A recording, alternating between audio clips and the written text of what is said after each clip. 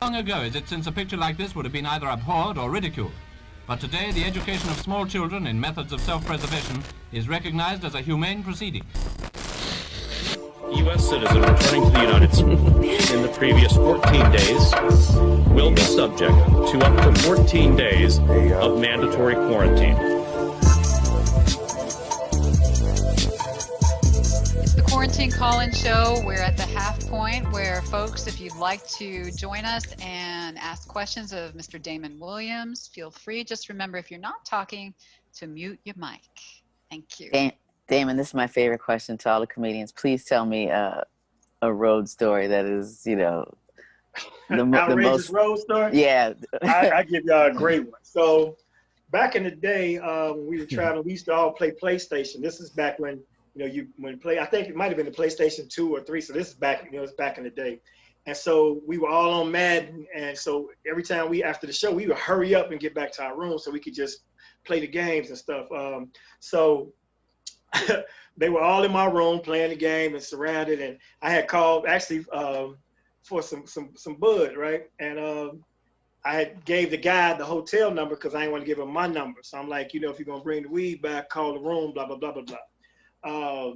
So we all sitting around playing and the phone rang. I'm like, that's the weed man, right? And I jumped and ran across the bed to get to the phone. But when I jumped, the bed sprung me to the ceiling. Yeah, hit the ceiling. Not only hit it, but I'm running, so it's straight. And it was stucco. So I had the impact, boom, hand straight. So I had a scar on my head. I fell. I was dizzy. Yeah. And one of the comedians, Tony Schofield, said, "Hey, look, that's his skin on the ceiling." Oh. They laughed at me for 3 years over that. Oh my God. Good thing you didn't go to the hospital. Oh, man. I didn't have to go to the hospital, but he did come and bring the weed. And that's the most important part. At that time. Hell yeah. That's what's up. Yeah. Who did you like traveling with the most? Well, I mean, I had the ultimate travel experience because I was the opening act for the Kings of Comedy tour. So. Yeah, so I did 30 dates with Bernie Mac, Sid the Entertainer, Steve Harvey, and D.L. Hughley. Wow. And I stayed at the hotels they stayed at. You know what I mean? They put me up like them. So to work around with them and go right around in limos, and this before people were flying private, even though a couple of them did a couple of times, to be on the same flights and staying at Four Seasons and Ritz-Carltons. And, I'm like, but I was mad because the room probably cost half as much as money I was making. I was like, to be honest, I could do a Hilton Garden Inn and get that change. And that took my money because I was in the room by myself anyway. It didn't matter, but that was it was amazing to travel with those cats. But on a reality scale, because that was a fantasy tour, and it lasted for about a year and a half. It's funny people that not only I like to travel with, but we like to bring them. We do a comedy festival in Martha's Vineyard every year.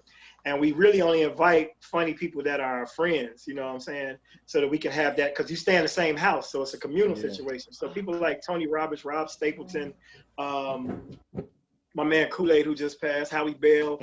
These are people that have come through and really just made it fun. George Wallace, we've had crazy people as far as coming on that. But on the road, we used to do this thing with a bunch of Chicago comedians. Me, Kenny Howe, Tony Schofield, Dion Cole, Lavelle Crawford from St. Louis, Diane Corder, and all of us had this little tour we put together. And it was so rinky-dink that sometimes we'd get there, no tickets would sell, so we would just go back to the room and play PlayStation. And it's before we all popped off, but it was so much fun hanging out with my guys from the crib. But I love all my comedian buddies. I got so many great relationships and friends, people like Tommy Davidson. The list goes on and on. Blue Nail is nuts. Yeah, she's funny. Coco Brown, we traveled a lot. We used to do a lot of colleges back in the day. I could just, Rodney Perry is amazing to hang around. And so, you name it. Talent from New York. It's just some great people out there. Talent was just on. Exactly. We just had him on. Yeah, Talent is fun all day. That's that. And he has rooms everywhere. Names you can't pronounce, all up in upstate New York. He took me to Fishkill. I'm like, Fishkill, New York. I'm like, lots of places. Yeah. Are there any women that you would highlight that maybe are being overlooked right now? Because there's a lot of funny women out there that just aren't getting So there. many funny women, and I'm an advocate for ladies in stand up, and a lot of them are not even being overlooked. They're getting their shine. But the queen of it all for me, that's another person I travel with, and I'm glad you brought up lady so I can mention her name, is Samore. Samore she's a beast in the business. You know, she's a titan. She has her own tours. She brings out guys. Like, she's the headliner with all dudes under her. And so she's amazing. She's not overlooked, but I just wanted to give her shout. But there are some comics coming up. There's a young lady named Jasmine Carter. She's coming up. These ladies are on my show too. There's another lady named Kristen Toomey. But then you can go Just Niche, who's getting a lot of work on the road right now. She's traveling with Corey Holcomb. Another chick named, not chick, but my friend Corey Bell. But you know, she my chick, so I could call her that. But that's You still could say chick. It's all right. We in don't this day care. and age, nope. There's this amazing woman named Corey Bell. But there's so many. I mean, I love Myra J., who's a veteran from back in the day on the Tom Joyner Morning Show. And I know I'm gonna forget some, but there's a bunch of funny ladies in it. A lot of them were on my show. We had all different genres, all different nationalities, and like lots of women. So y'all watch Laugh Tonight on Urban Flicks and see some of the ladies if I missed their names. Yes, we are posting Laugh Tonight on Urban Flicks just to make sure that people know how to get there. Yeah, you mentioned Tom Joyner. I used to work in radio, and Tom Joyner was at the station where I was too. But he's probably the busiest man in radio, I think. I think that's what they called him, right? The hardest working man in radio. The hardest working man in radio. See, I blocked out my radio days, but wow. What years were you on Tom Joyner? Tom retired in December, so from this past December 19, probably back to about, I did about 9 years. So wow. Yeah, about 9 years. Because I started doing just a 5-minute feature weekly called Seriously Ignorant News. And then, it was mostly stupid criminals and a lot of them stories from Florida. That whole A Man from Florida, it's a real thing. Most of the stories where I went to my different sites, it'd always be something Floridian. But Tom's been like really legendary in my life because he started his major radio career in Chicago. Then he started flying between Chicago and Dallas. That's why they called him the hardest working man, because he would do 2 shows a day. That's one right. in Dallas and one in Chicago every day, 5 days a week. And he would fly back and forth. This before they had capabilities, I guess, for syndication, or he was just trying to be present. But yeah, that's been a magnificent experience. And people to this day still miss that show because it was a galvanizing force for our community. It wasn't just entertainment. You know, if it was a political situation or a candidate or maybe a corporate situation that we needed to, you know, right or wrong, where people were having injustice and such, you go to Tom's show, Tom mentioned it, CEO will be on the show the next day apologizing. So there's no, for real, right? There's no radio show like that for our community right now. A lot are trying, but you know, listener and viewership is so fragmented now because we have so many options to listen. But that Tom Joyner Morning Show, not combined with the fact that he raised maybe $100 million for historically Black colleges, and then he had a health initiative, take a loved one to the doctor. He was always a proponent for voting. So the Tom Joyner Morning Show was magnificent. He's incredible. Yeah, I'm so pleased to know that you were a part of that show too. Indeed. What are things that you haven't done yet that you're thinking about, like the next frontier? What's coming up for you? Cast regular on a series, you know, and then a major motion picture. I've done some independent films, and I've been on films that have made it to like film festivals. But I need to be in a theatrical release of a blockbuster movie on a screen in a theater where you got to pay to get in and pay for high-ass popcorn. So, Black Panther 3, I see. Yeah. right, you know what I mean? Yeah, I need to be right there. So that's one of my aspirations. I mean, I'd love to do anything that's entertainment related. I'd love to have my own radio show, a syndicated radio show or a weekend type show. These are things that I aspire to. But I just want to stay in the forefront of media and be able to, you know, display my craft and my gift and my art, you know, to people, and most of it being joyful and laughing. But I can do drama too, you know, so I have a dramatic background, and I don't mean dramatic education, I mean dramatic life history. So I can, you know, pull on those forces as well. So those are things. But I used to say in interviews like this years ago, I said, I'm going to be the first black host of Family Feud. Now, I used to always say that. I used to always say it as a joke. I'm going to be the first black host of Family Feud. And lo and behold, here comes Mustache. And the funny thing is, I told him this before, and he's like, man, so he had the Steve Harvey show, the talk show that just came off the air, used to be recorded here or filmed in Chicago. So I went down to the set because me and Steve still have a good, rapport. And I was like, man, but this was at the, actually, I'm mistaken. This was at the Soul Train Awards in Atlanta. And he was doing, I guess he was hosting that, and because he hosts everything. And so I told him, I said, man, I see you doing it big, blah, blah, blah. I said, but to be honest, man, I used to always, as a joke, say I was going to be the first black host of Family Feud. And he said, man, believe it or not, I ain't even see that one coming. It fell into my lap. And I'm like, ain't this a bitch? I'm aspiring to it. It fell in his lap. He just didn't ask you. You should have, I didn't ask the universe properly. That's what happened. Right. So, yeah, it's still out there, though. The universe, he can't do it forever. But he is really good on that show because my mother will watch every Family Feud back-to-back marathon. A lot of people I know watch Family Feud because Steve Harvey is doing his thing on that show. He's exceptional on that. Yeah, he's great. So let me ask you, the rest of us, during this pandemic, we done gained, we done got fat, sat back, got lazy. But, I seen your Instagram or whatever, look like you in pretty good shape. What do you do to keep yourself fit during this time? Not eat. How about that?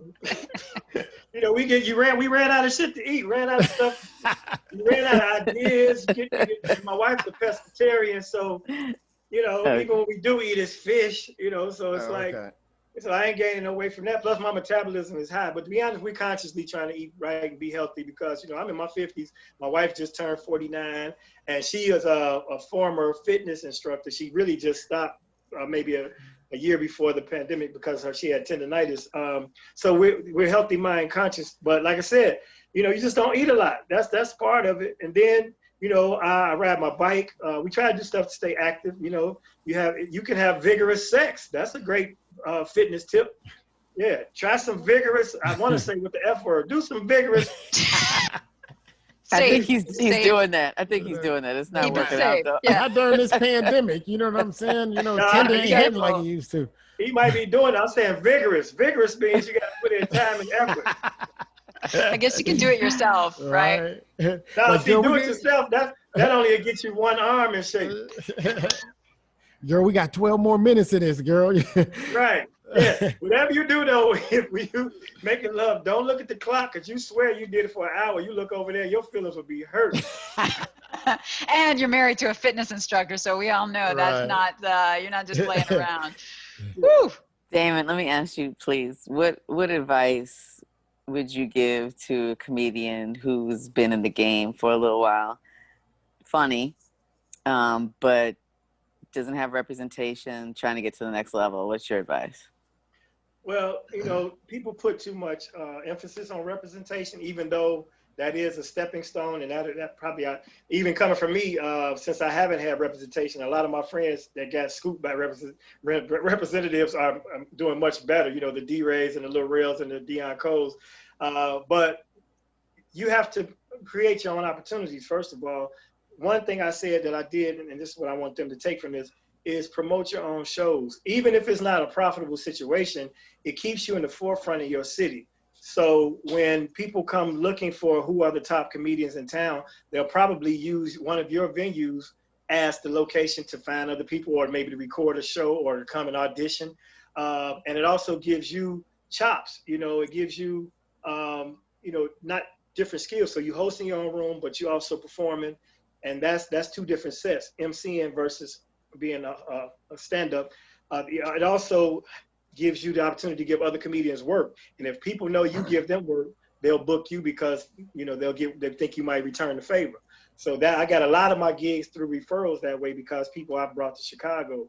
But then the other thing right now is social media. You got to be some type of way involved with your people because we don't have, like I said, the major TV shows and the fragmented viewership. So you have to develop your niche. When you find your voice and your thing, milk that, stay right in that and find your pocket and cater to people who like what you do. Don't try to be too, widely appealing because it's a niche game now. Then always, you know, take chances on yourself. Go to a town and do a guest spot in another city. Tell people, you know, let them know, hey, I'm coming to town. I'll work for free. I just want to do some time on stage. People like that type of initiative. Plus, right now, they like to take advantage of it because people are not traveling. The capacity is reduced. So for them to be able to have more talent for less of a budget, you know, they'll give you an opportunity. You might go there and they might not pay you, but somebody might be sitting there, hey, my wife's anniversary is coming up and we got 100 people coming to a banquet. Get you a gig that way. Or somebody might see you that's a comedian or a booker in that room and book you other places. So opportunity leads to opportunity, but you have to create them. So that's some advice I'll have people. But be professional, be on time, do what you say you're gonna do. When you're on stage, do your time and come off when the light is there. It's just little things, and be likable and personable. A lot of people get return business because people like them. They might not be the funniest person, but the whole staff gave a good report. Like, you know, when he came to town, he was nice to the waitresses. You know, he didn't leave garbage in the green room. These little things are things that help you get repeat business, and those are some of the tips I'll give. Okay, thank you. Solid advice. You are a class act. You really, Well, thank you. you should be teaching. Maybe this is something. I don't know if you want to ever do that, but I might have to if there with 50 people in the comedy club. I'm gonna have to start doing some Zoom comedy classes. I do have master's class. Yeah, exactly. So I mean, but the thing about people that teach class, and there's no knock against them, but normally when people get into a situation like that, they stop doing the work, they start doing the teaching, and you know they become, you know, complacent. I believe. I like to share my knowledge. Anybody asks, I always impart that on them, even when people hit me on social media. But I don't want to get stuck and pigeonholed in any particular. I want to stay fluid. And so, you know, maybe an occasional seminar here and there. But if I start making money teaching, I might stop doing stand-up, and that would be detrimental to me because I love what I do. yeah, we don't want that. We don't want you to stop. Yeah. So you said you you're working on new material. Like, tell me about that process. Like, how are you putting the jokes together, and like, how do you know? Like, sometimes there's a strategy of a set, you know what I mean? Right. Like, I'm gonna build up to this, or, you know, I'm gonna just come out with this. I'm gonna hit them like bam, bam, bam, and then, you know, sort of like do longer stuff. So tell me about your process. Yeah, and those are like two different skill sets, because I'm known as a rapid fire comic, but I also like to tell stories. So now, as you find your voice and as you enter this business longer, you get a comfort level with talking about your own personal experiences, and you have a way to convey that to people where it's humorous and it's a story. Once you get that confidence and you're not concerned about the quiet. See, a lot of times, especially in Black audiences and Black comics, you're trying to get that bam, bam, bam, thank you, good night, because that was the genre. That's how Def Jam was. You know, you had to come in, you had to hit them. But now, more people are, you know, this current generation of audience, I believe, unless you have your own following, they're more spiritual, they're more conscious, you know, so now you want to have some type of social element in your stand-up. But my process now is like, what's funny to me should be funny to you. And, you know, there was so much happened during the lockdown that we all experienced. So you try to find a common topic. One of the things I find comfort in when I'm trying new material is it's something people not only think is funny, but something they can agree upon. So if you say, man, during the pandemic, after a while, you know, you sit up in the middle of the night, everybody thought they had coronavirus, you know, one little scratchy throat. So everybody experienced that, you know, everybody was losing sleep. Everybody was gaining weight or eating when they shouldn't have been. So that eased me into the comfort level of talking about something because it's a communal experience. Then you get into your own personal twist upon it. And that's where the stories come in. So that's my process for that. But it could be, you know, some stupid like Megan and Cardi with this WAP song, you know, everybody talking about it. And I have a problem with it because the kids out here, and it ain't even nothing to brag about if you're in your 20s and you got a wet ass pussy. Yeah, you should. You're 20. Who in their 20s got a dry ass pussy? Use my language. I don't know if this is a Christian You could Zoom, say it. It's all right. I think it's so but funny. see, that's the joke. I mean, that's how it comes about. So it's so many things going on. You could go political because the 45 is a constant source of material, you know, if you want to do that, but you got to be careful if you have a multicultural mainstream audience. Some people are, you know, the Trumpers are serious about their Trump, so you got to be tactful. But, you know, you just talk about stuff you see, man. You once you're in it for a while, and you already know this, you see things from a humorous standpoint, things people see, and it might be the darkest thing ever, you know, like Trey Songz just had a young lady say that he was like, and he captured her and he held her kind of captive and he threw her phone away and then he peed on her. You know, now ain't nothing funny about that except I know he want to be like R. Kelly, but damn. I was just gonna you know, say, Right. so Like, that ain't not how he did it. original. what is that Yeah. infection with peeing on people? I didn't even know that was a thing, man. I'm sorry I even brought it up, but it's just the current topic. You know what I'm saying? Allegedly. Yeah, okay, well, we'll say Allegedly. allegedly, you know. But if more than one person say it, chances are you're out here tinkle man. But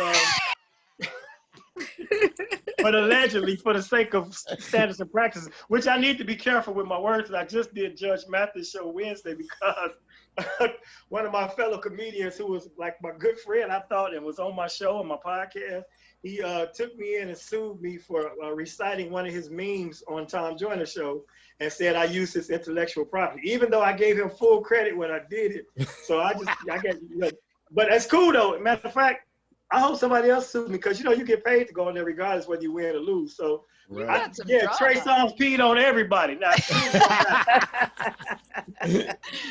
Oh my goodness, you got drama. Mm. Who are Wow. I know you're awesome and obviously, you know, but who are you watching now? Who are the folks that you're watching when you're not working?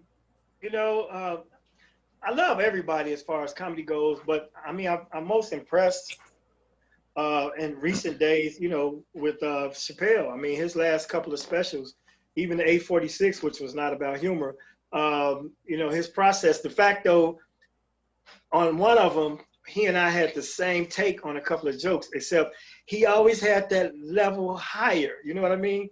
So like, you know, I'm in Chicago. So when Jussie Smollett did what he did, you know, of course I had jokes about it and I had some of the same kind of, you know, thought process about him and Michael Jackson and all these things in Chappelle's special. So I enjoyed it even more because I had a commonality. But I thought this one thing about Jussie, but he is the only one, this is how brilliant he is.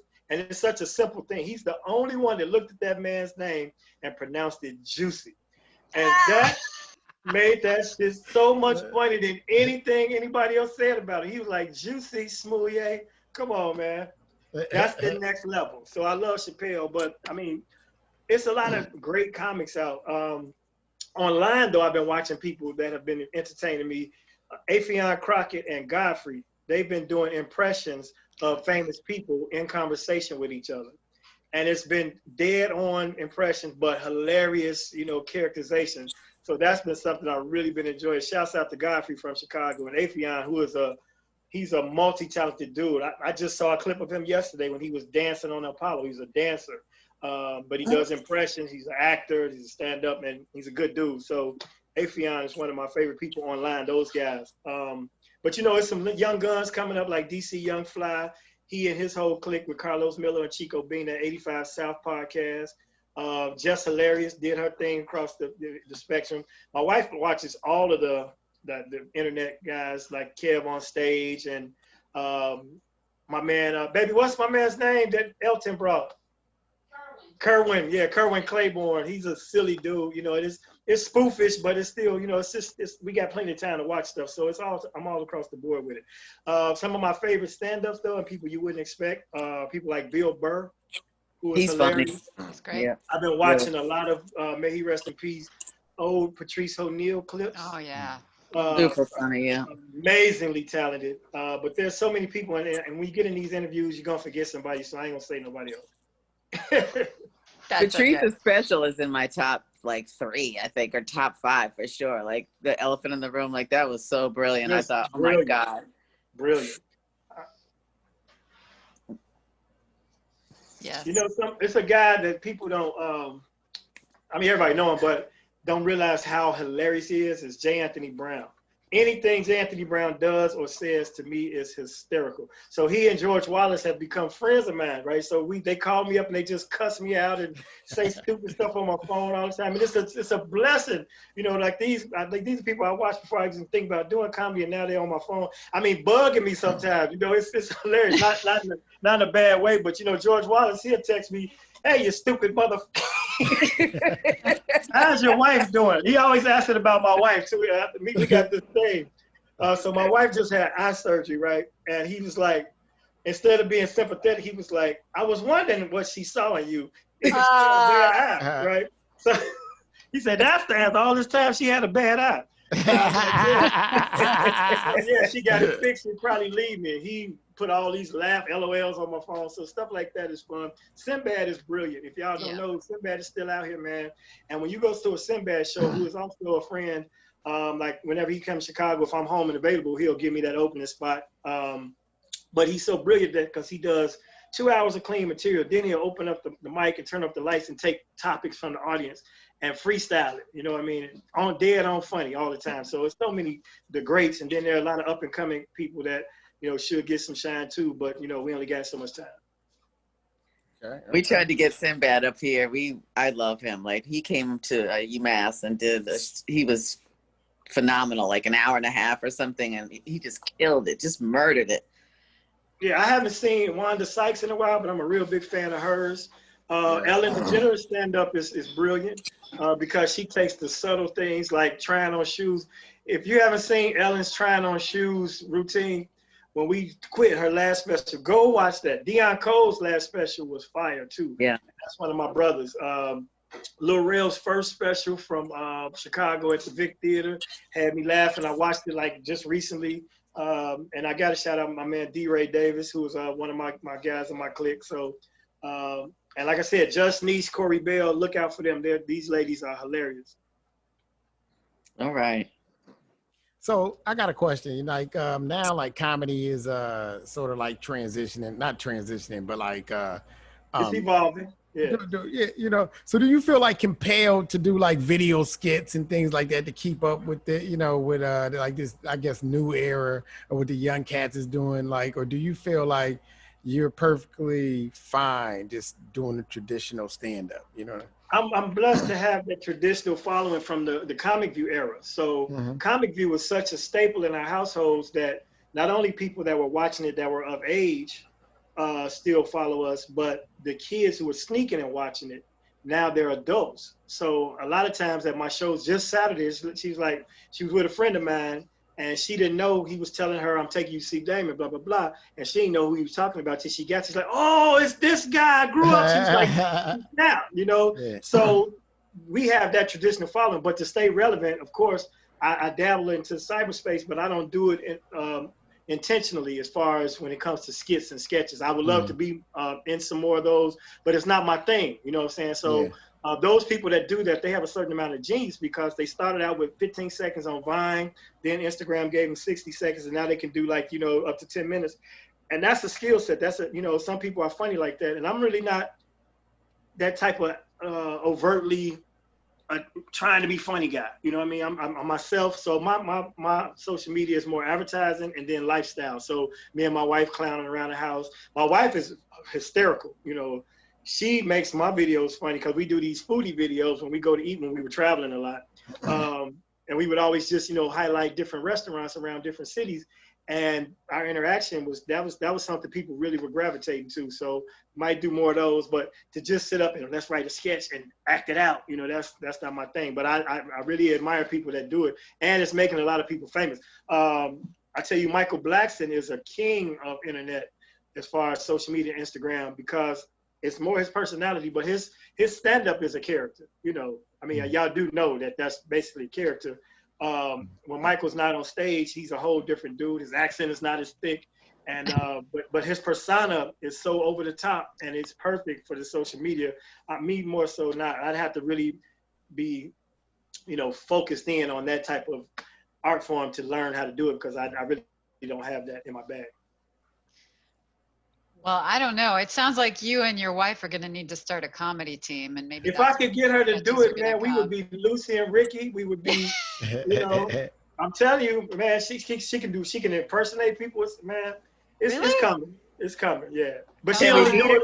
But she only do it like, spontaneously. But if you try to make her do it, then she's like, no, she'll get shy. But anytime she's talking about somebody, if she's talking about that person, she's in their voice. And I'll be like, that's amazing. If I could do that, we'd have a bigger house if I could do that shit. Sitcom. You need a sitcom. Exactly. Yeah. All right, I'm gonna ask you a typical fan question or whatever. what do you do when you're not doing comedy? What like hobbies do you have, or like hidden talents that our audience should know about? Or I told you I'd do some vigorous. Anyway, that's all I got, man. No, to be honest, man, I don't have like hobbies. Like I like ride my bike. I like to swim. Those are things that I do, but I don't have hobbies like, cause I hate to say it, but I like to say like white people have serious hobbies. Like I don't have the type of hobbies where you're gonna put like a rack on your car. You know what I mean? Like, ski rack, or damn paddleboard rack. I'm not hobbied out like that where you got to put your shit in storage. But we do basic shit. Me and my wife, we stream shows, that's our pastime. We got 2 recliners right there. When we're not being active, we sit and we watch stuff together and laugh. Like I say, we like to eat, but now we have a new dog. So the dog is taking over, man. Fellas out there, if you don't have a dog in your house and it's just the 2 of you, don't get a dog because your ass is secondary now. You talk to the dog all day. I get a hello and a good night. That's my whole conversation.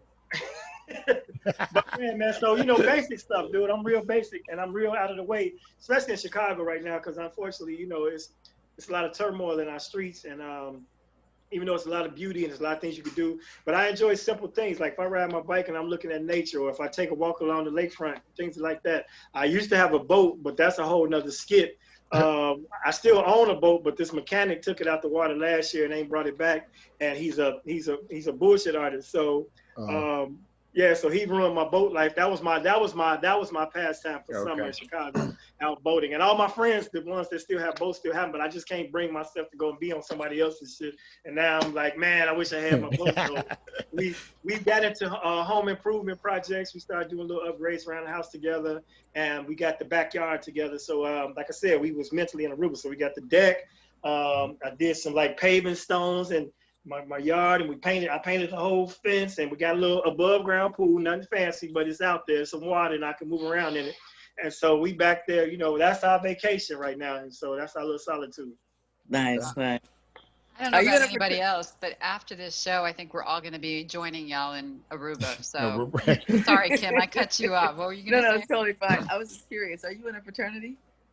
No, I didn't go to school. I told you I was a thug. You ain't hear me say I was selling drugs. I wasn't kidding. No, actually, I didn't go to college. And I know a lot of prominent people now that are fraternal and based in the Greek situation. So I get a lot of the experiences. Like the whole Martha's Vineyard thing is by a brother named Steve Caper, and he's an Omega. And so I got to hang out with the Omegas and the Jack and Jills, and and I've done a lot of the boulets for the Zetas and the Deltas and the AKA. So I got a taste of that life. Actually, being kind of ignorant when I was young, I didn't even really know the Greek tradition and stepping and such until Do the Right Thing. I mean, School Days, Spike Lee School Days. I was going to ask you at this age. I had never seen a step show before until I saw that in the movie. Are they doing 50 years and up step shows in Martha's Vineyard? If there's some cues around and you play Atomic Dog, they gonna get out there. I don't care if they got canes, if they got walkers, they gonna jump, they gonna try to hop. So yeah, we had a couple of those take place. That's important. Very important. Yeah. Oh man, I'm only gonna play Atomic Dog from now on. Man, if you want to laugh, go someplace with some old cues and play Atomic Dog and see if they all the barking. Yeah, they might. Before we get out of here, I do got to ask you about that cup, man. How did that cup come about? And Yes, this is a fixture when I was doing my happy hour. So this chalice, I like to call it, was presented to me. There's a lady in Chicago, and she's known for these. Her name is Debbie the Glass Lady. And so if anybody know who Bishop Don Juan is, who's always with Snoop, he always they call them pimp cups, okay? Mm-hmm. But I don't call them out a pimp cup because I just started using it on happy hour and it was a Sunday. And so I had some red wine. It was like communion. So I said, it's a chalice. It's not a pimp cup. So she presented. So if you are notable in Chicago, eventually the Glass Lady will get to you and she'll present you with your chalice. So a lot of people have these that buy them from her, civilians, I want to put it. and they'll leave them at their favorite club. So when they come to the bar, you know, their favorite bartender pull out. Mostly like ladies do stuff like that. But she gave me my chalice, man. So when I started doing happy hour, I was drinking and doing my little DJing, and that's where the cup came from. So 9 times out of 10, when I do an interview, I got my chalice. Thank you, Debbie. Well, awesome. Yeah, Lunel has about 30 of these. Really? Does she Yeah, leave they're them in every friends. club? Every club? Lunel, you see Lunel, she got one of her glasses with her. Okay. Well, that's my goal for this. Well, next year when the world open up is to earn my chalice. To earn my chalice. I like that you're using it for communion. I like that. Right, exactly. This is don't it look like communion right there? Yes, like a crooked preacher giving communion. Well, we got spiritually fed today. I just want to thank you again for coming on with us. Please don't be a stranger. Come back anytime. We love you. Appreciate it. Thank you. And best to your wife. And if she's ready to come on, just let us know. Babe, come say hello. Come here. Yes. Come poke your head in before we get out of here. Come on, let's do some curls. Let's do some press. Right. She's not coming in. You know, right now, I have to say, if she could do it. Here she comes. Hey. Juanita, y'all. Okay. We got one question. Juanita. We got one question for you. Okay. If you can give us one fitness tip right now, what would it be? Eat right. Eat right. Eat right. See, that's that bullshit. That's why I'm still And drink lots of water. drink a lot of water and eat right. Fish I'm for waiting. everybody and red wine. Yeah. I'm waiting for your YouTube channel because that's what we're doing during the COVID quarantine is just like all the YouTube fitness 15-minute, 30-minute, 45-minute workouts. Yeah, we actually did. We went live a couple of times on her page. I think some of those might still be on IGTV. But yeah, we don't. And it's funny because I'm gonna be silly when I'm doing my thing because I'm not really into the cardio and the repetitiveness of So after a couple of them, I'm gonna go from doing it right, to no, that ain't how it goes. But and so, but we should do that. Brother Lazy Lamont, his name Lamont King. He has stuff on Sirius XM and other places. He said a long time ago on the Tom Joyner Cruise that we need to do fitness videos together. But he was serious because I was saying squats, no shots, because we believe in real booties. And so he was like, "Man, you just run with that squats, no shots, man. Real booties matter." And so that might be our page. That might be our tutorial. We'll keep our eyes open for that. That's good. Yeah. Much respect. I sweat you so hard, man. I've been watching you before I did comedy, and I just mad respect for your comedic talent. You are very smart, and your comedy is so engaging, and wow, man, just really funny. Thank you. And your voice is captivating as well. Well, thank you. I did radio for about 13, 14 years. I hear it. You know what I need you to say for me? Marcus, darling. Hit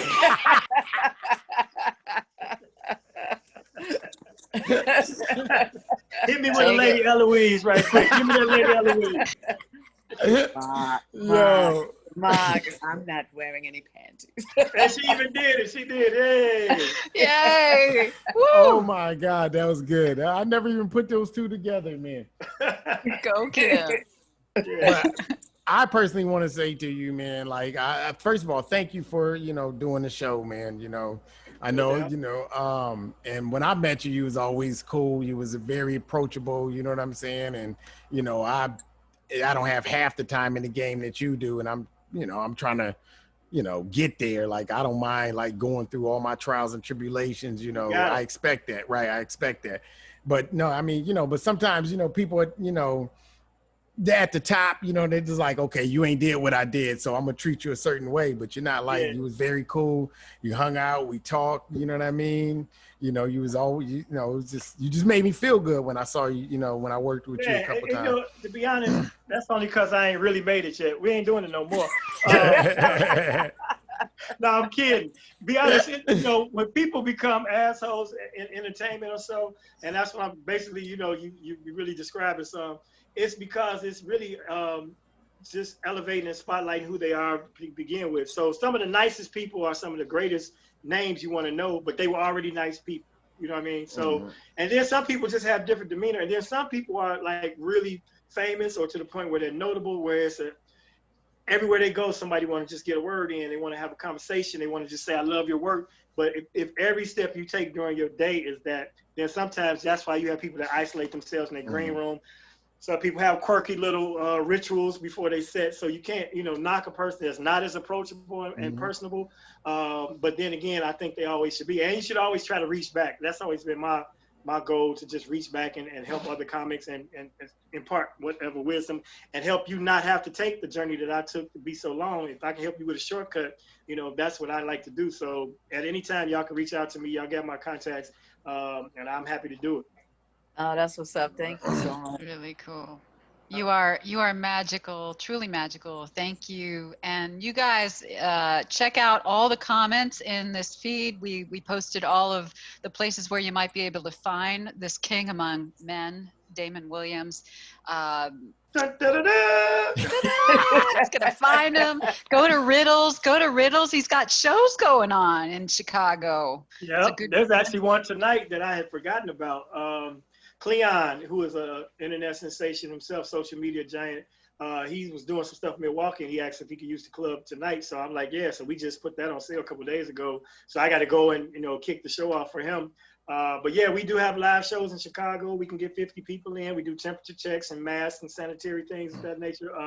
So if you want to, come on out and just experience the live comedy. I am trying to figure out a way to live stream it so that people can watch from home, because people are still apprehensive, and I don't want to actually lure people into a situation if they're not comfortable, or it become a situation that we don't know if a person does have this situation. So I want to give people that option, and it gives us a greater base. All we need is those 20 or 30 people in the room to get that vibe. Y'all know that for the audience. But if we can broadcast it and maybe live stream it for a fee, then I can make a living off of it again. Well, so we got to follow your Instagram, follow your Facebook, wait for the time when we can live stream, because we'll be watching those shows too.